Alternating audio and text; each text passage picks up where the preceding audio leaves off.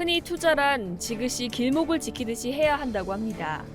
사냥감을 쫓아가면 잡지 못하지만 길목에 자리를 잡고 있으면 낚아챌 수 있다는 거죠. 하지만 그게 말처럼 쉬운 게 아닌데요. 더군다나 당장 수천억 원의 적자를 내고 있다면 이를 견뎌낼 기업은 손꼽을 만큼 적습니다. LG화학이 올 2분기에 전기차 배터리 부문에서 흑자 전환에 성공하면서 고 구본무 LG그룹 전 회장의 뚝심이 재조명받고 있는데요.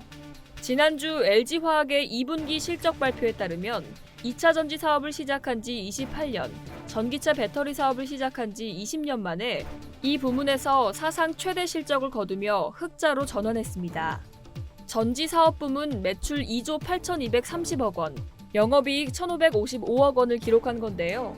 특히 전기차 배터리 부문에서 2018년 4분기 반짝 흑자를 기록한 이후 6분기 만에 다시 흑자로 돌아서 전기차 배터리 사업이 비로소 본궤도에 오르기 시작했다는 분석이 나옵니다.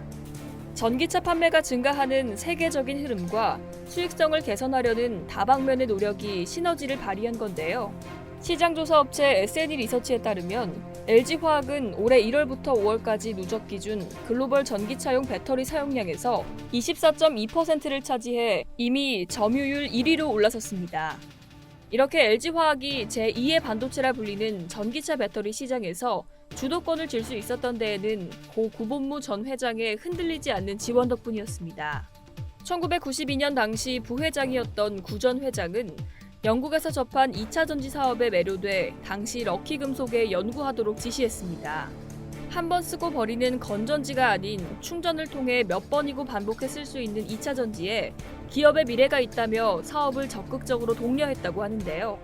우여곡절 끝에 1997년 11월 처음으로 전기차 배터리를 출시했고 이는 당시로선 세계 최대 용량이자 세계 최경량인 제품이었습니다. 그러나 2001년에는 전기차 배터리 사업이 워낙 진척이 더디고 투자 비용이 많이 들어가다 보니 LG화학 최고 경영진 회의에서 중단하자는 건의까지 나오게 됩니다. 가장 견실한 계열사인 LG전자에서 맡아야 한다는 목소리도 높았습니다. 구 전 회장은 이런 의견들에 휘둘리지 않았습니다. 포기하지 말고 길게 봐야 한다며 LG화학이 끈기를 갖고 투자와 연구개발에 더 집중하라고 지시했습니다. 2005년 2차 전지 사업에서 2천억 원에 달하는 적자를 볼 때도 믿음을 갖고 지켜보던 구 전 회장의 이런 해안 덕분에 LG화학이 글로벌 전기차 배터리 업체 1위로 우뚝 설 수 있었다는 평가가 나옵니다.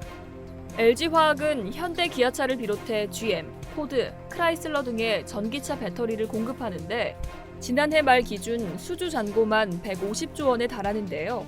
올해 말까지 총 배터리 생산 능력은 100기가와트시 확장할 계획인데 이는 1회 충전 시 380km를 주행하는 고성능 전기차 167만 대를 움직이는 양입니다.